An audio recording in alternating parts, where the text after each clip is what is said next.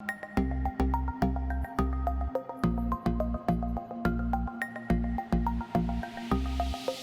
atento y cordial saludo, estimados estudiantes.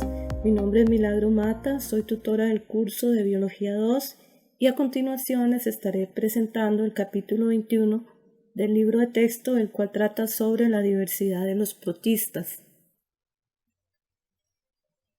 Para iniciar, me parece importante mencionar que los protistas como tal forman un grupo muy heterogéneo.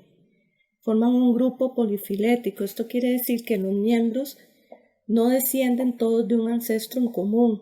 De allí que sea un tanto difícil o casi imposible mencionar rasgos generales que caractericen a todos los miembros del grupo como tal.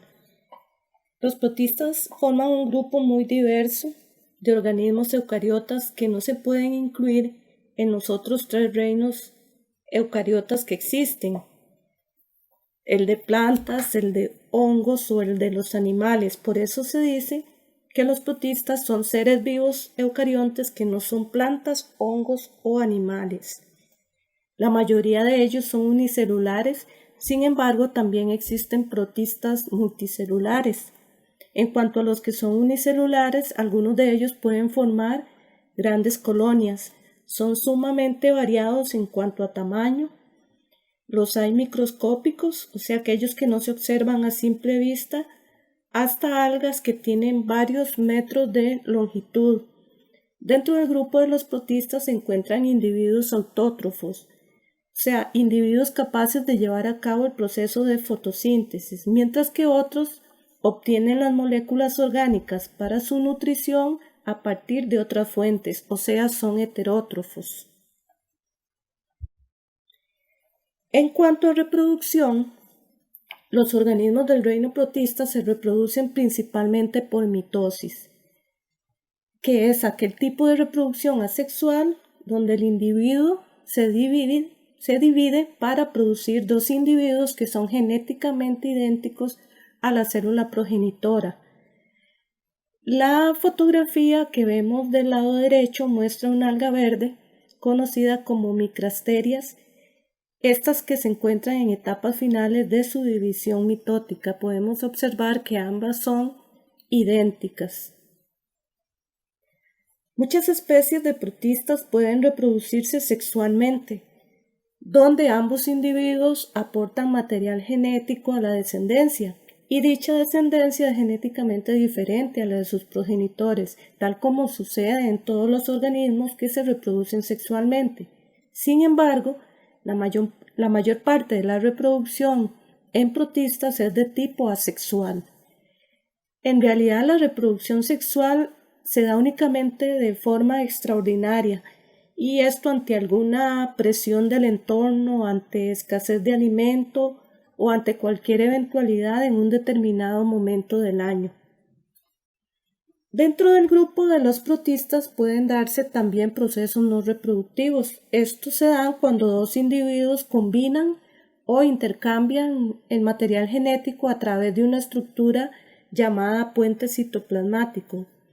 En la ilustración vemos dos euplotes. Estos son dos protistas ciliados, los cuales entran en contacto y se forma una especie de puente o estructura que comunica a ambos individuos y que permite el intercambio del material genético.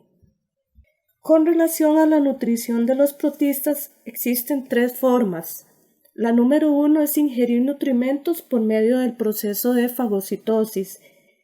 La forma número 2 es por medio de la absorción de nutrientes del entorno, y la número 3 es mediante el proceso de fotosíntesis.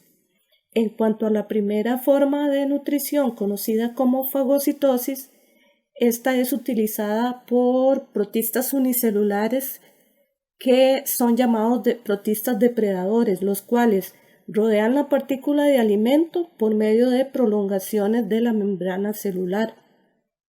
Esas prolongaciones, que generalmente tienen como forma de dedos, se les conoce como pseudópodos. Esos pseudópodos lo que hacen es rodear las partículas sólidas de alimentos y las introducen en el interior de la célula, Como podemos observar en el dibujo del lado izquierdo, vemos en la parte izquierda una partícula de alimento, lo cual está siendo rodeada por esas prolongaciones de la membrana llamadas pseudópodos.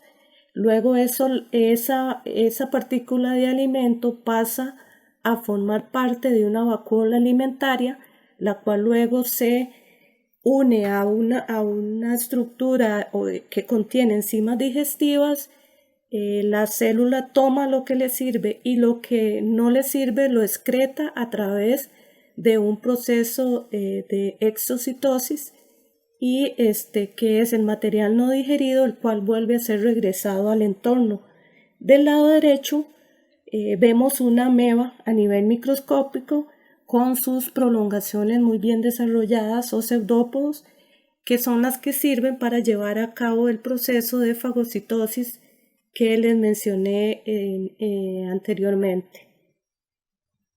Entre los protistas depredadores también existe otra forma de nutrirse, y es sobre todo aquellos protistas que poseen cilios que sobre sus cuerpos ellos crean pequeñas corrientes de agua que atraen partículas de alimento hacia unas aberturas semejantes a bocas, y esa es una forma de nutrición también de los protistas depredadores.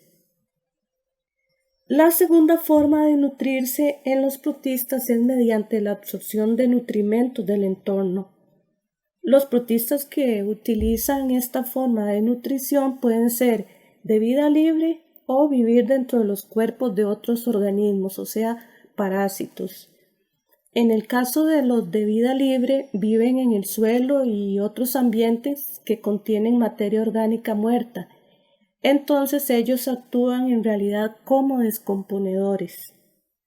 Sin embargo, la mayoría de los protistas que absorben nutrimentos del entorno son parásitos, y su actividad produce daños a la especie hospedera. Entre ellos podemos ver el dibujo, la ilustración que está en esta diapositiva con Giardia intestinalis, que es la primera del lado izquierdo, que actualmente se conoce como Giardia lamblia. Este protista produce una infección intestinal en los seres humanos y produce síntomas como cólicos, náuseas, diarreas y entre otros. El otro protista es el Trichomonas vaginalis, que produce infecciones tanto en hombres como mujeres en la cavidad urogenital y se transforma en una enfermedad de transmisión sexual, y así sucesivamente otros protistas parásitos como el Trypanosoma gambiensis, que produce la enfermedad del sueño en África, y la leishmania, que produce leishmaniasis, y así sucesivamente producen enfermedades bastante serias en el ser humano principalmente. La tercera y última forma de nutrición que pueden presentar los protistas es por medio de la fotosíntesis. La fotosíntesis ocurre en los cloroplastos, y los protistas fotosintéticos o que fotosintetizan abundan en los océanos, en los lagos, en los estanques. La mayoría flotan libres en el agua, pero también hay algunos que forman relaciones simbióticas con corales y almejas. El principal aspecto positivo de los protistas es que captan energía solar y la ponen a disposición del resto de organismos del ecosistema. De allí surge la importancia y el enorme papel ecológico que desempeñan los protistas marinos fotosintéticos, al igual que las plantas lo hacen en los ambientes terrestres. Los seres humanos dependemos de los ecosistemas marinos para alimentarnos, y a su vez los ecosistemas marinos dependen de los protistas. Los protistas, mediante el proceso de la fotosíntesis, liberan oxígeno que ayuda a reabastecer el oxígeno que ha sido gastado por los seres vivos durante el proceso de respiración aeróbica. Por su parte, el aspecto negativo de los protistas es que muchas enfermedades, incluso muertes en los seres humanos, son causados por protistas parásitos. tal como vimos anteriormente con la Giardia, Lamblia, con las tricomonas, con la leishmania y así varias parasitosis que pueden causar la muerte. También los protistas pueden causar enfermedades en cultivos de plantas de importancia económica para el ser humano. Y algo muy importante es que algunos protistas marinos liberan toxinas que en ciertas épocas del año pueden causar daños severos en algunas regiones costeras del planeta. De manera muy resumida, vamos a repasar los principales grupos de protistas basándonos en el cuadro que se encuentra en la página 371 del libro de texto. Aquí se encuentra la descripción breve de cada uno de los grupos de protistas. Podemos ver el grupo Excavata o excavados, que está formado por dos subgrupos, donde ambos nadan mediante flagelos y tienen nutrición heterótrofa, son los diplomonados y los parabasálidos.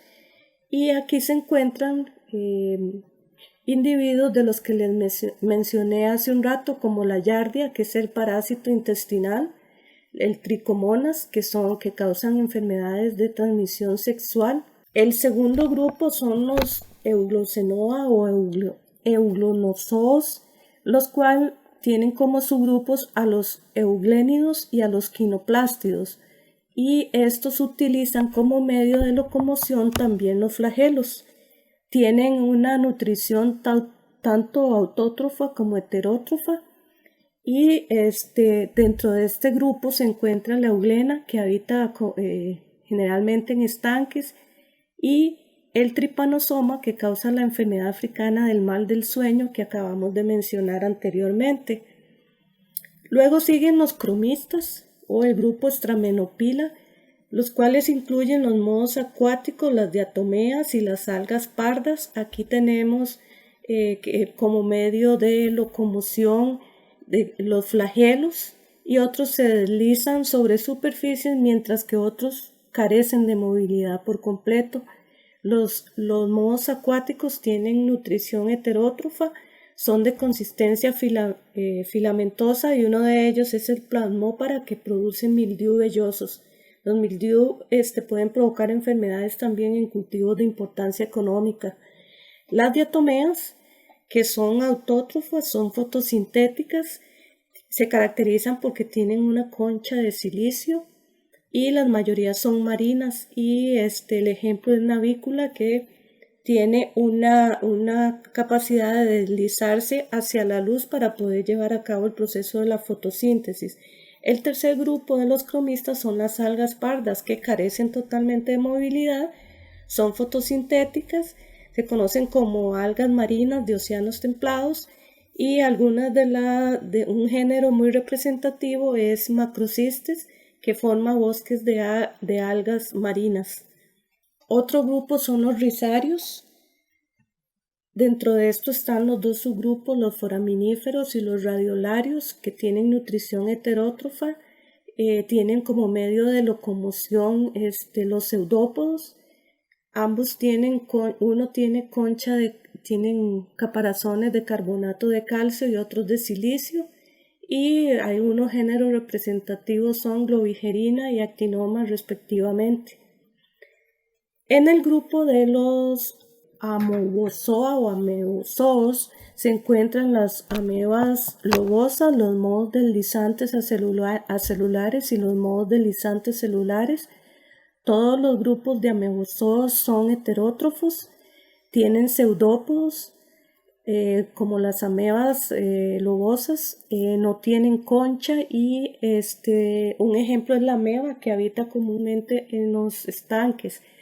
Los mohos acelulares, que forman una especie de una estructura multinucleada que puede tener algún tipo de desplazamiento para poder alimentarse. Uno de esos es Fusarium, que forma una gran masa de color anaranjado brillante, y hay mohos deslizantes celulares que tienen pseudópodos, y es una masa parecida a una babosa que se arrastra sobre la superficie. Forman una especie de plasmodio con células ameboides individuales, y un género muy característico es Dictyostelium. Luego sigue el grupo de las algas rojas, que son fotosintéticas, autótrofas. Obviamente no tienen movilidad las algas rojas y algunas depositan carbonato de calcio y son marinas principalmente.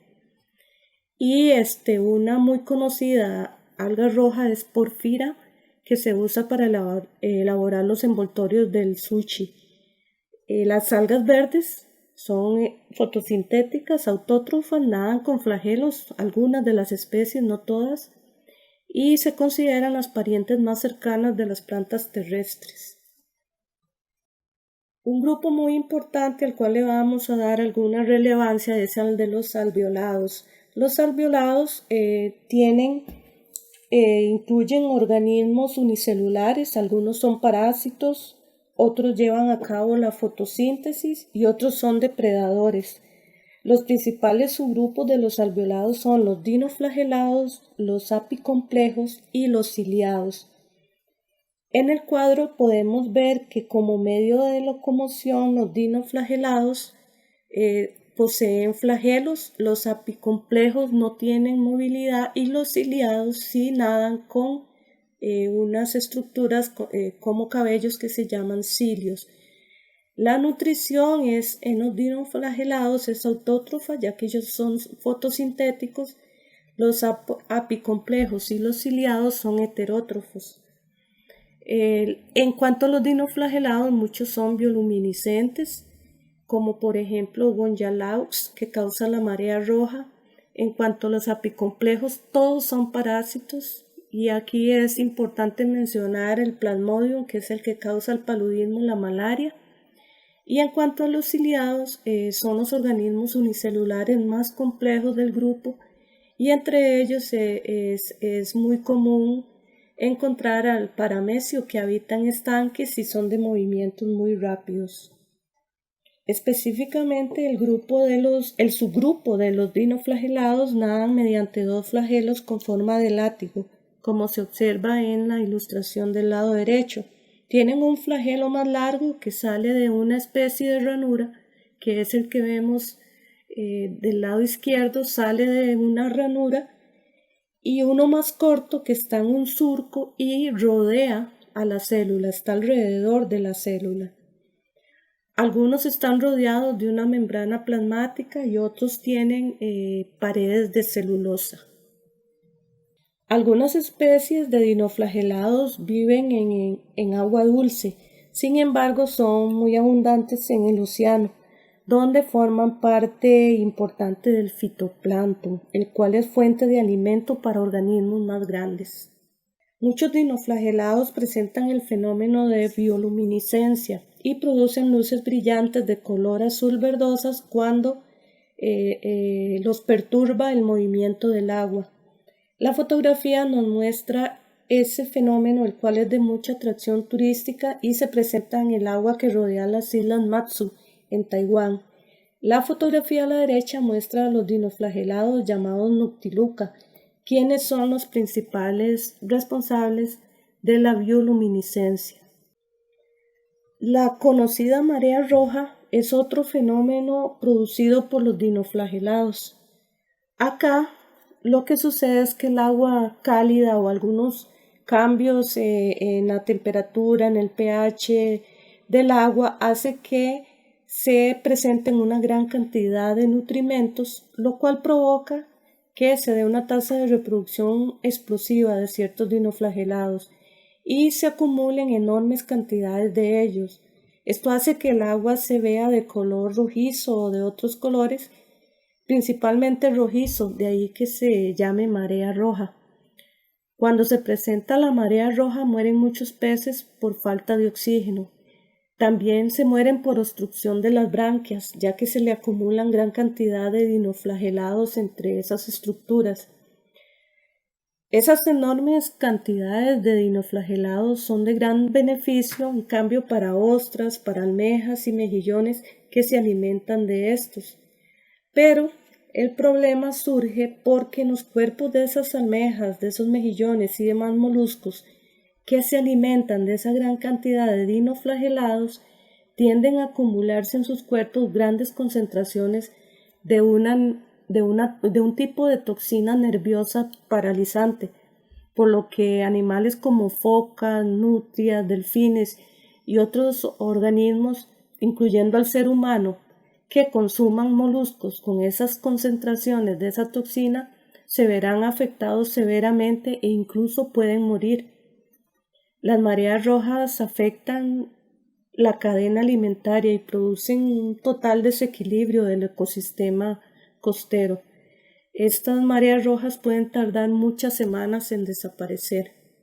El segundo subgrupo de los alveolados son los apicomplejos.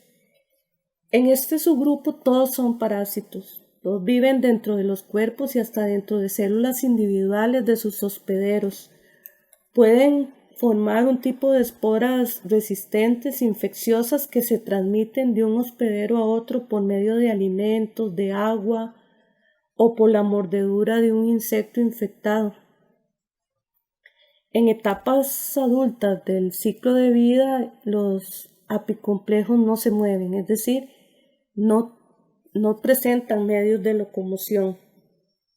Muchas especies de apicomplejos tienen ciclos de vida muy complejos, lo cual es característico de los parásitos. Un ejemplo muy conocido es del parásito Plasmodium, que provoca el paludismo o malaria.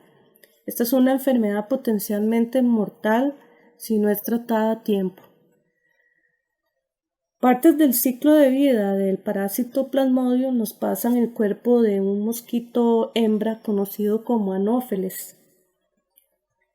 La enfermedad la puede adquirir cualquier persona expuesta a la picadura del mosquito Anófeles. Ese mosquito hembra transmite la enfermedad de una persona enferma a una sana cuando se alimenta de sangre de la persona con malaria y días después pica a la persona sana. En esta ilustración podemos ver cómo es un ciclo de vida bastante complicado donde se muestra que la hembra del mosquito succiona la sangre a un ser humano infectado y se lleva los gametocitos, que en realidad se vuelven gametos. Entonces, dentro del estómago del mosquito, a través de la pared, se da la fecundación y se forma un cigoto. Y ese cigoto produce unas estructuras conocidas como esporozoitos que migran específicamente a las glándulas salivales del mosquito. Ya en las glándulas salivales, ese mosquito infectado succiona la sangre de un ser humano sano, pero le inyecta la saliva que contiene las estructuras denominadas esporozoitos, y estos entran al hígado y se desarrollan a lo largo de varias etapas. Luego esos parásitos salen del hígado y llegan hasta los glóbulos rojos, y los parásitos se reproducen específicamente ya en los glóbulos rojos. Y se da una ruptura de esos glóbulos y se liberan toxinas y parásitos. Y esos parásitos infectan más células sanguíneas. Esos parásitos se vuelven gametocitos que pueden ingerir otros mosquitos anófeles que se alimentan. Entonces, otro mosquito hembra llega y pica a esta persona que ya fue infectada, y mediante ese mismo ciclo de vida sigue infectando a otras personas sanas. Una persona con malaria presenta fiebre, puede presentar escalofríos, sudoraciones, dolor de cabeza, náuseas, vómitos, descensos de temperatura, lo cual puede llevar a la muerte si no recibe el tratamiento adecuado. Las diferentes también especies de Plasmodium pueden infectar otros tipos de animales. Existe el ejemplo del plasmodio que produce el paludismo aviar en aves. El tercer subgrupo de los alveolados son los ciliados. Los ciliados representan el eslabón más alto en cuanto a complejidad unicelular. Tienen muchas estructuras especializadas como lo son los cilios. Los cilios son estructuras finas y cortas parecidas a cabellos que cubren el cuerpo por ejemplo, del ciliado paramecio. Existen ciliados que viven en agua dulce y también hay ciliados en agua salada. El género Paramecium es uno de los ciliados de agua dulce más conocido. Su cuerpo está cubierto por hileras de cilios que cubren toda la superficie del cuerpo, como se muestra en la fotografía del lado derecho, que es una fotografía a través del microscopio electrónico de barrido de una especie de Paramecium llamada Paramecium tetraurelia. Y podemos ver la cantidad de cilios o esas vellosidades que cubren toda la superficie del cuerpo. El movimiento coordinado de esos cilios es lo que impulsa el paramecio a través del agua. A pesar de que solo es una célula, el paramecio puede responder casi como si tuviera un sistema nervioso bien desarrollado, ya que él puede moverse en diferentes direcciones cuando se enfrenta ante amenazas químicas o físicas en su entorno. Esta ilustración muestra las partes principales de un paramecio, donde sus característicos cilios le permiten movilizarse. También le sirven para crear corrientes de agua cercanas a la cavidad oral, que actúa como una especie de boca, y poder alimentarse. Estos cilios pueden producir movimientos cerca del surco oral y poder atraer partículas de alimentos. También podemos observar en esta ilustración las vacuolas alimenticias, que en realidad actúan como pequeños sistemas digestivos. También tienen vacuolas contráctiles, que son las que regulan el equilibrio del agua dentro de la célula, y también tiene un mecanismo para expulsar los desechos, que es a través del poro anal. Y podemos también observar en la figura que tiene un núcleo formado por una estructura grande llamada macronúcleo y otra pequeña conocida como micronúcleo. Muchas gracias por la atención brindada a esta presentación. Si tienen preguntas al respecto, haga uso del foro de dudas que se encuentra disponible en la plataforma del curso.